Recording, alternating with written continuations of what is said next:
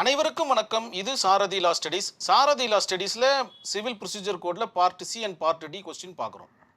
Illustration based question கிட்டத்தட்ட உங்களுக்கு idea வந்துட்டுருக்கோம்.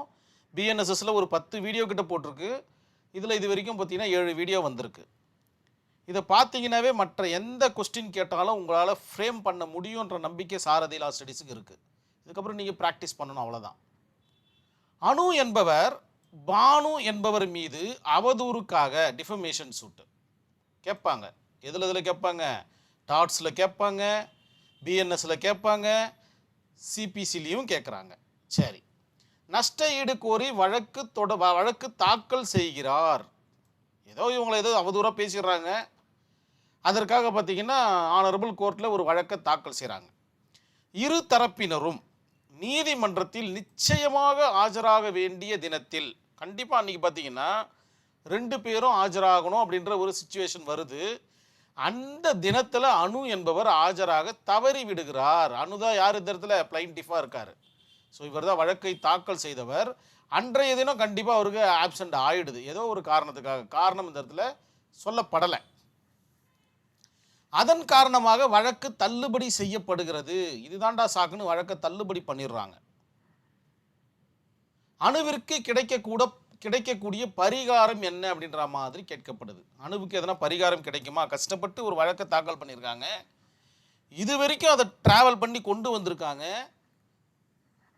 திடீர்னு ஒரே ஒரு நாள் ஆப்சண்ட் ஆனதுக்காக அந்த வழக்கை டிஸ்மிஸ் பண்ணுறது நியாயமா அப்படின்ற மாதிரி ஒரு கான்செப்ட் எழுது. அந்த கான்செப்டுக்கு அடிப்படையாக வச்சுட்டு அணுவுக்கு எதனா நீதி கிடைக்கிறதுக்கு வழிவகை உண்டா அப்படின்னு உங்களை பார்த்து கேட்குறாங்க ஆனரபிள் யூனிவர்சிட்டி. இதில் நான் இஷ்யூஸை ஃப்ரேம் பண்ணுறேன் பாருங்கள். Whether Anu file defamation suit against Bhanu is வேலிடான்னு கேட்குறேன். Yes, valid. யார் மேலே வேணாலும் டிஃபமேஷன் சூட்டு ஃபைல் பண்ணலாம். கண்டிப்பாக அந்த இடத்துல அவதூறு நடந்திருக்கணுன்றது மட்டும்தான் உண்மை. ஸோ எஸ், ஃபைல் பண்ணலாம். Whether particular hearing plaintiff absent suit what dismissed அப்படிங்கிற மாதிரி கேட்குறேன். சூட்டை டிஸ்மிஸ் பண்ணி தான் ஆகணுமா அப்படின்னு கேட்குறேன். 2 ஸ்டாண்ட் எடுக்கிறேன் நான். ஒன்று எஸ், இன்னொன்று நோ. ரெண்டுத்தையும் நம்ம டிஸ்கஸ் பண்ணுவோம். Whether if plaintiff continuously absent suit was dismiss is valid. இது பாருங்க, இது ஒரு கான்செப்டில் ட்ராவல் ஆகுது, இது ஒரு கான்செப்டில் ட்ராவல் ஆகுது. இதில் பார்த்தீங்கன்னா ஒரே ஒரு இயரிங், பர்டிகுலர் இயரிங் மட்டும்தான் அவங்களால வர முடியல. மற்ற இயரிங் எல்லாம் வந்திருக்காங்க. ஏன்னா சூட்டை ஃபைல் பண்ணதே அவங்க தான். ஆனால் இந்த இடத்துல சூட்டை ஃபைல் பண்ணிட்டாங்க. அதுக்கப்புறம் கண்டினியூஸ்லி ஆப்சென்ட் பண்ணும்போது அந்த வழக்கை டிஸ்மிஸ் பண்ணுறது வேலிடான்னு கேட்குறேன். என்னால் தெளிவான ஒரு ஆன்சரை கொடுக்க முடியுது இந்த இடத்துல, எஸ் அப்படின்ற மாதிரி. வரலன்னா டிஸ்மிஸ் பண்ணுங்க, அதுக்கப்புறம் அந்த வழக்கை வச்சுட்டு என்ன பண்ணுறது? சிவில் சூட் தானே. Whether if any remedies here on this case, ஏதாச்சும் ரெமிடிஸ் இருக்கா அணுக்கு அப்படின்னு கேட்டிங்கன்னா எஸ், நிறைய இருக்குது, அழைச்சிடுவோம். இன்வால்வ்டு செக்ஷனில் பார்த்தீங்கன்னா ஆர்டர் 9 ரூல் 8 ஒன்று டிஸ்கஸ் பண்ணுது. ஆர்டர் 9 ரூல் 9 பார்த்தீங்கன்னா டிஸ்கஸ் பண்ணுது சிபிசியில். இந்த இடத்துல அதுக்கு தனித்தனியாக போடப்பட்டிருக்கு, கொஞ்சம் படிக்கலாம். ஆர்டர் 9 ரூல் 8 என்ன சொல்லுது சிபிசியில்னு பார்த்தீங்கன்னா, பிளைன்டிஃப் வராவிட்டால், டிஃபெண்டன்ட் மட்டும் வந்தால் கோர்ட் சூட்டை டிஸ்மிஸ் செய்யலாம். ஸோ எந்த கான்செப்டில் வருது? செகண்ட் கான்செப்டில் வருது. ஸோ இந்த கான்செப்டை பொறுத்த வரைக்கும் ஆர்டர் 9 ரூல் 8 பார்த்தீங்கன்னா இதுக்கு அப்ளிகபிள் ஆகுது. இதுக்கு வேலிடான ஒரு ரீசனை நம்ம கொடுத்துட்டோம், எஸ்ன்னு. இதே நான் படிக்கிறேன் பாருங்க. பிளைன்டிஃபும் வராங்க, டிஃபெண்டன்ட்டும் வராங்க. ஒரே ஒரு தடவை இவங்களும் அவங்களும் யாரோ ஒருத்தர் வரலன்னா அந்த வழக்கை டிஸ்மிஸ் பண்ணணுமான்னு கேட்டால் நோ, பண்ணக்கூடாது. ஏன் பண்ணணும்? இப்படி என்ன தலைப்புற காரியம் இருக்குது அதில்? அடுத்த ஹியரிங் பார்த்துக்கிட்டா போச்சு, இல்லை அதற்குண்டான ரீசன் இது பண்ணால் போச்சு. ஸோ இந்த மாதிரி பல கேள்விகள் எழும் அந்த கோர்ட்டில். அதனால் ஆனரபிள் ஜட்ஜஸ் பார்த்தீங்கன்னா அவ்வளோ சீக்கிரத்தில் டிஸ்மிஸ் பண்ண மாட்டாங்க, சும்மா கொஸ்டினுக்காக கேட்டிருக்காங்க. அது மட்டும் இல்லாமல் டிஸ்மிஸ் பண்ணி ரீஸ்டோர் பண்ணி கொண்டு வரதை விட அந்த ஒரு ஹியரிங் அவங்களுக்கு விடுறதுல எந்த வித தவறும் கிடையாதுன்னு என்னுடைய தனிப்பட்ட கருத்தாக பதிய வைக்கிறேன். ஏன்னா அது ஒரு ஹியரிங்கோடு முடிஞ்சு போயிடும். ஆனால் ரீஸ்டோர் பெட்டிஷனை போட்டு அது அலோவாகி வரதுக்கு 3-4 ஹியரிங் ஆகிடும். ஸோ இதுக்கு அது பெட்டர்ன்ற மாதிரி ஆகிடும். சரி, பரவாயில்ல. அடுத்தது பார்த்தீங்கன்னா ஆர்டர் 9 ரூல் 9 என்ன சொல்ல வருது அப்படின்னு பார்த்தீங்கன்னா, ரீஸ்டோரேஷன் பெட்டிஷன், அதாவது சூட் அப்படின்ற மாதிரி சொல்கிறாங்க. வழக்கை திரும்ப பெறுதல். முடித்து வைக்கப்பட்ட வழக்கை திரும்ப பெறுதல். என்ன சொல்றாங்க, ஒரு வழக்கு டிஸ்மிஸ் ஃபார் டிஃபால்ட் ஆயிடுச்சு அப்படின்னும் போது தேவையான காரணம் ரீசனபிள் காஸ், சஃபிசியன்ட் காஸ் சொல்லி வழக்கை திரும்ப பெற்றுக்கொள்ளலாம், மறுபடியும் அதே ஸ்டேஜுக்கு கொண்டு வந்து நிறுத்திக்கலாம். இதுதான் ஆர்டர் 9 ரூல்ஸ் ஆர்டர் 9 ரூல் 9ம் சொல்லுது அப்படின்றத நினைவில் வச்சுக்கோங்க. மிக மிக எளிமையான ஒரு டாப்பிக்கும் கூட. அதன் பிறகு இந்த கான்செப்டை ஃபுல்லாக எழுத போகிறீங்க. ரீஸ்டோர் பெட்டிஷன் தனியாக நம்மளுடைய வீடியோவில் இருக்குது, அதை பார்க்க போகிறீங்க. கேஸ் ஸ்டடி எழுத போகிறீங்க. அருமையான ஒரு கேஸ் ஸ்டடியோடு வந்திருக்கேன். GB Srivastava versus RK Raizada. Year பார்த்தீங்கன்னா 2000 நடந்த ஒரு வழக்கு, ஆனரபிள் சுப்ரீம் கோர்ட்டில் நடந்த ஒரு வழக்கு. என்ன சொல்ல வருது அப்படின்னு பார்த்தீங்கன்னா, ஃபேக்ட் ஆஃப் கேஸ் பார்த்தீங்கன்னா, பிளைன்டிஃப் டிஸ்மிஸ் ஃபார் டிஃபால்ட் ஆன பின் மீண்டும் அதை ரீஸ்டோர் செய்ய ஆர்டர் 9 ரூல் 9 ஆஃப் சிபிசி பெட்டிஷனை தாக்கல் செய்தார்.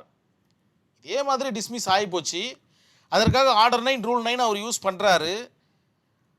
ஆனரபிள் கோர்ட் என்ன பண்ணுறாங்க அப்படின்னு பார்த்தீங்கன்னா, அந்த பெட்டிஷனை ட்ரையல் கோர்ட்டில் மறுத்து விட்டது. ட்ரையல் கோர்ட்டில் அதை ஏற்றுக்க மறுக்கிறாங்க. ஏன்னா இது கோர்ட்டுடைய டிஸ்கிரிஷனரி பவரில் இதுவும் ஒன்று, அதாவது ரீஸ்டோர் பண்ணுறதுன்றது. அதன் காரணமாக இந்த கான்செப்ட் பார்த்தீங்கன்னா உச்சநீதிமன்றம், உயர்நீதிமன்றம் போய் உச்சநீதிமன்றம் போகுது. எப்படி தான் இதெல்லாம் போகுதுன்னு எனக்கு இப்போ வரைக்கும் புரியல எனக்கு.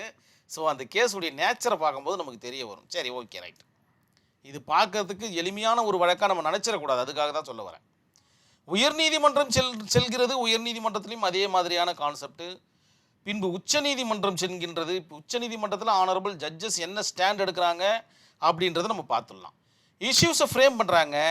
சூட் டிஸ்மிஸ் ஃபார் டிஃபால்ட் ஆன பின்பு பிளைன்டிஃப் ரீஸ்டோரேஷன் பெறுவதற்கு எவ்வளவு காரணம் காட்ட வேண்டும், என்னென்ன காரணங்கள் அவர் காட்டணும் அப்படின்ற மாதிரி. சஃபிஷியன்ட் காஸ் என்றால் என்ன? நீங்கள் பாட்டுக்கு டிஸ்மிஸ் பண்ணி விட்டுட்டீங்க. அவர் பிளைன்டிஃபாக வேறு இருக்கார். டிஃபெண்டன்ட் சந்தோஷமாக இருக்க மாட்டானா? அவன் வெறுப்பேற்ற மாட்டானா?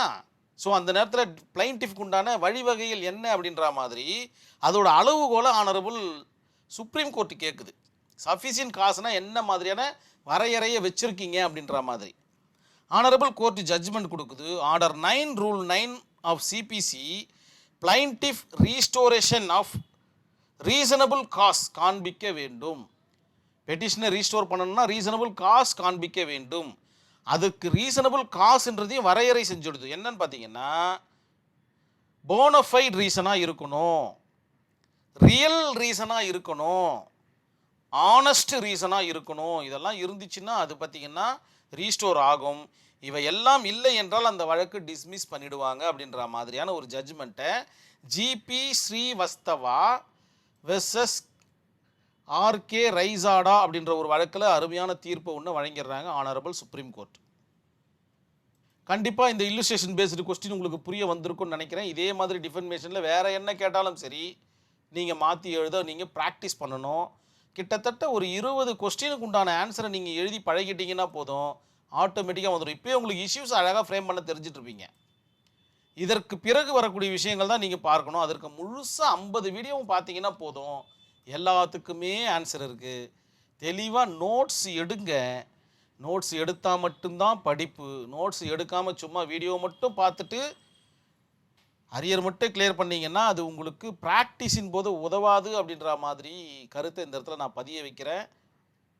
கண்டிப்பாக நீங்கள் நோட்ஸ் எடுப்பீங்கன்ற நம்பிக்கையோடு நான் இந்த வீடியோவை கம்ப்ளீட் பண்ணிக்கிறேன். நன்றி, வணக்கம்.